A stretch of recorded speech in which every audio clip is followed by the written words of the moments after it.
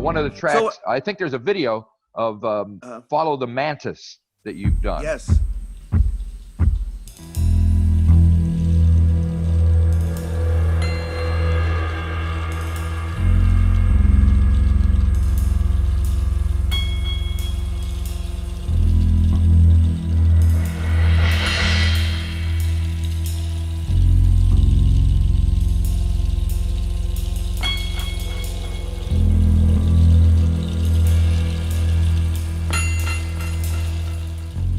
So maybe tell me a bit about how that came together. Sure. That track actually came from, I was asked, or I was asked to score another film. It's called Back to Nothing by Miron Zaunier, Mironzownir. Miron Zaunier, and he's an incredible photographer. He was living in New York City in like the late 70s and early 80s. And if you see his pictures of New York City, your brain will melt. I swear to God, I've shown these pictures to people, and they were, some of them, they're just like, I wish you had never shown me that, because they're so horrific. Really? They're of like, of the heroin problem, of like the gay peers that they had there, which were like, the AIDS was running rampant, and like, right. There's, anyways, you see his pictures, and they just show you the brutality of New York City at the time, and he made this movie, and it's a dystopian nightmare in Berlin, right? And this cannibalism is rampant, and like I got to play a hustler in the film, and a cross-dressing hustler, and so he actually wrote the part, so it wasn't very hard for me. It wasn't a stretch. Typecast again, huh? Totally. But in the best way. Actually, Anthony Bourdain really loved the movie, and he actually showed it or parts of it on Parts Unknown, and it was actually the episode before he killed himself, or before the New York episode. It was the Berlin episode, right? And so that song has been connected to some pretty dark vibrations, and I feel like the magic of this music, a lot of it has to do with like, that coal, like the actual substance of coal. When you put immense pressure on coal, it turns into a diamond. Yep. And I've always felt that jazz music is basically very, very reminiscent of this reaction, and it's like, if you see all of the pressures that Black people have been under, all their whole existence, or especially the last 400 years in America, you understand that jazz music is this diamond. It's these songs are experienced, and they're created, and technically they cannot be ever repeated. Right. You know what I mean? Like, yep. So these diamonds that is a jazz movement, and these diamonds were the ones that were helping, Black Power. It was all revolving around that. It was an expression of Black Power. It was very common for Black Power people to celebrate, with this music, and you look at Nina Simone, also there's, I mean, I can't even, start to, or Nick Coleman, and like, there's so many that, and of course Sun Ra, but it was a language of purification, I believe, and I think that this purification has to happen again, or continue, and we're now at a point in history where the material worth of music is nothing, like, yeah. With all these sinister companies that have taken, Spotify and all this kind of shit, they've taken all our songs. No one signed a deal with that. You know what I mean? Like, when did that happen? Why is all my music there when now? did I agree to this?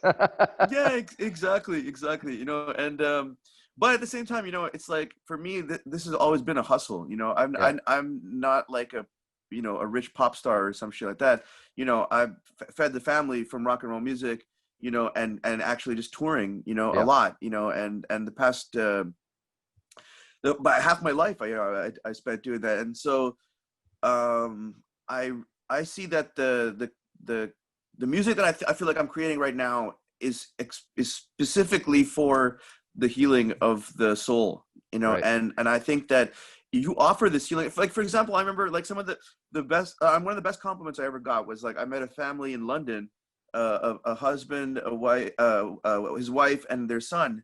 and they came up to me and they said that their wife had cancer, and they listened to Out of Harm's Way, a song that I wrote for the Shrines. They said they listened to it every day, and it was like a prayer to them, and they made it through, and man, it made me, almost like, I mean, it makes me tear up now when I think about like someone saying that. And and that's for me, that's real music, and the reason I did that is because I've never had a preconceived marketing plan or all this bullshit. This music comes from the essence of my being, and it heals me as much as it heals my fans, and so in the same respect, I feel it was so easy for me to change into doing kind of activist stuff. I started this Global Solidarity Forever, and suddenly, the people that I know for New Orleans, I've played there since I was 17 years old. I've played so many bars in that city, and I have so much family and friends there, spiritual family, that when Malik told me that he needed help, I was able to get him help right away, and I thank all of the brothers and sisters who were like, we became a family. They're not just fans, it's like we had so much fun in that goddamn city, and it's funny because I remember it was one time this oil riggers. Yeah. So this, like, we were playing in New Orleans. I can't remember what, if it was Halloween or something. Anyways, a group of oil riggers showed up, and these guys have arms like pythons, Right. and no joke, they're like, because they're working those fucking things, When they shook my hand, I swear to God, I thought it was gonna eat me. and these guys were all on mushrooms, and they were going ballistic. And I saw a girl smash a bottle or a glass on one of them because they were just getting so wild and aggressive in the pit, Right. But it was great because the girl smashed the bottle, the guy got the message, but they all kept dancing. It wasn't like it was just wild. I mean, like, that's if you make a living out of untamed rock and roll, you get to see a lot of amazing things, but yeah, back to this jazz, man. God damn it, I miss playing shows, man. I bet, man. Think about these places, and New Orleans for me is very important too, because for example, Algiers, where Malik Rahim is from, is where William S. Burroughs lived in 1948 to 49, and his house is actually in On the Road by Jack Kerouac. They talk about visiting him there, and it's about that house. And in fact, the American government has put up a plaque in front of the house saying that it was owned by Burroughs, but he only lived there for 1 year, but they commemorate his house. So my argument is that Malik Rahim lives down the street, and he's been doing social consciousness stuff and environmental justice for over 40 years. So you should put a plaque up on his house. It's Definitely. like that was the house Common Ground Relief made, for after Katrina, and changed the lives of over 80,000 people. And it's the site of when the Black Panthers went back in the 70s. It's Malik's place. So I mean, it's crazy because talking about making a shrine and observing a place, especially in New Orleans. I went to New Orleans a few years ago, and I went to find where Cosmo Matessa's studio was, where he recorded Fats Domino and Big Joe Turner and all that. Yeah. It was a laundromat. And Little Richard. It was a laundromat. They turned it into a laundromat, and they had pictures of like Little Richard and Big Joe Turner in this laundromat. It was insane. I would wash my clothes there anytime. Man, you know what, man? New Orleans is such a magic place for me. I grew up on Professor Longhair. And that's one of the things when I'm working with Malik on social justice stuff. Half of the time I'm actually just like, hey, Malik, remember the song Trick Bag? And like 12 o'clock at night, and we start singing together. He's like, oh, I haven't heard that song in so long. And like, man, it's the best. It's like having a Black Panther as a best friend is it's a lot of fun. Let me tell you. I'll bet it is. But well, thank you very much for talking to me. It's got to be getting on till late at night over there in Berlin, so I'll let you go. I'm on the night shift always. I see. And the record's out in a day or two, so that's got to be pretty exciting. Yeah. Where are you from in the States? I moved here from Rochester, New York, so not far from Canada. Oh man, the Bug Jar. Yeah, there you go. Hell yeah. Oh man. I played there. Oh my God. I remember this poor guy gave the 5 of us a place to stay that night, and we got so ripped. And I was like, in the middle of the night, I got up, I ran to the bathroom, and I threw up, not in the toilet, but like down the hallway, down the fucking, the corridor, like to the toilet, all over the toilet. And I was so wasted that I just I went back and I just fell asleep. I didn't even take care of it, like a jerk.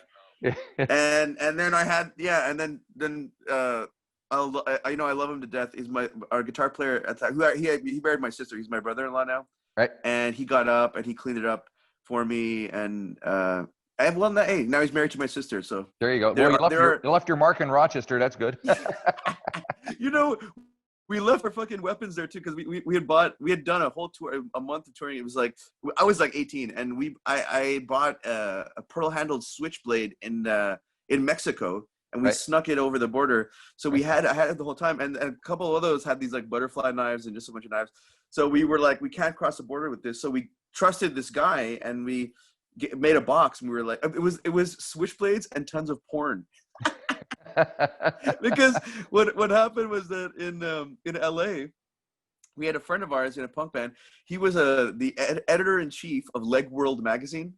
Right? Leg World magazine. It's a subsidiary of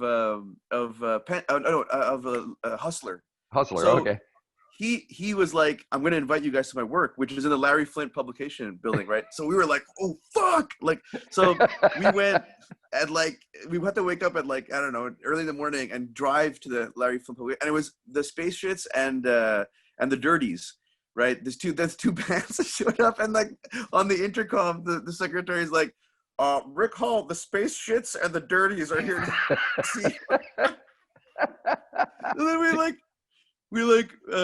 He comes down and he grabs us and he takes us on a tour of the whole place. And it's like we get to see all these where he works. He works in a cubicle, right, where he's got a monocle like fucking Mr. Peanut, and he's like basically just staring at slides, right, of naked girls, right, and it's Leg World, so it's a lot of foot fetish and just legs. Right. So he's staring at. So in front of his desk, he's got 3 piles. He's like for the magazine sections and his own personal stash. It was like, so he's doing this all day, right? And this is funny because that porn, they gave us a box of porn that was just the size of like a duffel bag. I mean, gigantic, like hundreds of magazines. And so we had this in our van, and we're all like 18, 19 years old, So 5 guys, and we were like, by this 3rd day, there's porn everywhere in the van, like all over the floor. There's not a spot that is not covered in porn. So we're just madly looking at these magazines, just throwing them around, and so we get stopped in I think it was in Kentucky by the cops at night, and we're like, oh fuck. So we pull the van over, and this Kentucky cop comes out, and he's like, what are you boys doing here? And we're like, oh, we're from Canada, and he's like, Canada, like what are you doing here? And we're like, oh, we're a band. He's like, open up the back, like super mean, like scary sheriff, We open up the back, and this porn spills out on the ground, and then he puts the flashlight. Well, he puts it all on our faces first, and the thing. Well, I'm Indian. We had a Filipino Jew. We had a Chinese American. It was just like a rainbow of skin colors, And so, and then he goes. The flashlight goes down, right? And then he's all this porn, and he's like, well, you boys sure do like porn, right? And we're like, yeah. And then I tell him the story that we had just come from the Hustler building, and that our friend was right. And then he looked at us and just smiles like, you boys go on, get out of here now. There you go. So because we were straight porn lovers. But that was not the only time that our lives were saved by porn. Another time where in Costa Mesa, California, we were like, we have no money, we're getting like $30 a show or sometimes nothing, so, and we're driving to Costa Mesa, and there's a fish taco place next to the club we're playing at. So we go in and before the sound check, and we have no money, and I'm like, I grabbed 10 porn magazines. I'm like, don't worry, I'll talk to the guy. So I go up to the owner of the taco place, and I'm like, this is short, stubby Mexican man. and I'm like, hey man, you like porn? And he looks at me, hey man, I love porno. It's fucking Mexican, and like, Fantastic. and then I'm like, hey, can you feed the 10 of us? You know, I'll give you like a stack of mags. You know, he's like, of course. And then he's super excited, right? And so like, he's like giving us as much fish talk as we want, you know, and you're having a ball, drinking horchata, you know, and then like, he's like, what are you guys doing? And we're like, we're a band. And he's like, oh my God. He's like, I love rock and roll. And we're like, we're a rock and roll band, you know? So he insists, he's like, I'm going to come and play a song with you on stage. So we're like, okay, sure, you know, Yeah, put him on the not? guest list, he brings his wife later, you know, and like, and sure enough, he like comes up on stage and he wants to do Johnny Be Good. Right. And so we pass him a guitar and he's got this like, you know, these fat stubby fingers, like doing the solo in the beginning, like, you know, and like totally, you know, playing it in a very fucked up fish taco way, you know, like, and, you know, we're like, bam, you know, we start playing with him. And so, yeah, that was the second time porn saved my life. Very good, man. I don't know how to follow that up. So yeah, I know that's kind of the pa-dum-bum. Exactly. Well, very exciting. Thank you very much for all of that. It is fantastic. Oh, my pleasure. And hopefully someday you can come down to New Zealand and hang out. And I can't wait. I think it might be the only place in the world left that we can play. Yep. You have to take 2 weeks quarantine, but it's highly recommended. Oh, that's cool. I can do it underwater. That's my favorite. That's my favorite place to dwell nowadays. All righty. All right. Take care, man. Have a good night. All right. Thank you very much. Bye-bye. Bye-bye. Yeah, bye-bye.